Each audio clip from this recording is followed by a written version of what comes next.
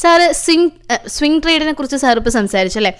അപ്പോൾ swing trade എന്ന് പറയുന്നത് നമുക്ക് സ്വിംഗ് ട്രേഡിൽ നിന്നൊരു മന്ത്ലി അപ്രോക്സിമേറ്റ് എത്ര റിട്ടേൺ ഉണ്ടാക്കാൻ പറ്റുന്നതാണ് സാർ വിചാരിക്കുന്നത്? അപ്പോൾ ഇതിൽ നമ്മൾ പറഞ്ഞല്ലോ, ഏറ്റവും കൂടുതൽ നമ്മൾ പ്രിഫർ ചെയ്യുന്ന ഒരു ട്രേഡിംഗ് സിസ്റ്റം എന്ന് പറയുന്നത് ഇതിൻ്റെ രണ്ടിൻ്റെയും നടുക്കുള്ള ഒരു ബാലൻസ് ആണ്. അതായത് സ്കാൽപ്പിംഗ് അല്ലെങ്കിൽ ഇൻട്രാഡേ എന്ന് പറയുമ്പോൾ എക്സ്ട്രീം റിസ്ക് ആണ്. അതുപോലെ തന്നെ ഓപ്ഷൻ സെല്ലിംഗ് അല്ലെങ്കിൽ ഇൻവെസ്റ്റിംഗ് എന്ന് പറയുമ്പോൾ വലിയ ക്യാപിറ്റലിൽ ഉള്ളവർക്ക് മാത്രമേ ട്രേഡ് ചെയ്യാൻ സുഗമമാവുള്ളൂ.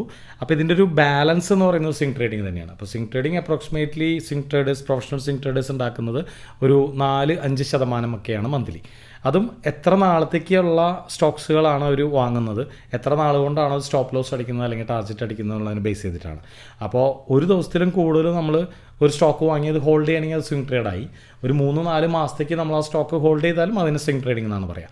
അപ്പോൾ അപ്രോക്സിമേറ്റ്ലി ഒരു 1-2 മാസത്തേക്ക് ടാർജറ്റ് അടിക്കാവുന്ന തരത്തിൽ അല്ലെങ്കിൽ സ്റ്റോപ്പ് ലോസ് അടിക്കാവുന്ന തരത്തിലുള്ള സ്റ്റോക്ക് ഓപ്പർച്യൂണിറ്റികൾ നമ്മൾ കണ്ടെത്തി കഴിഞ്ഞാൽ അതിൽ നമുക്ക് അപ്രോക്സിമേറ്റ്ലി ഒരു 4-5% ഒക്കെ കൺസിസ്റ്റൻ്റ് ആയിട്ട് ഇൻകം ഉണ്ടാക്കാൻ പറ്റാറുണ്ട്.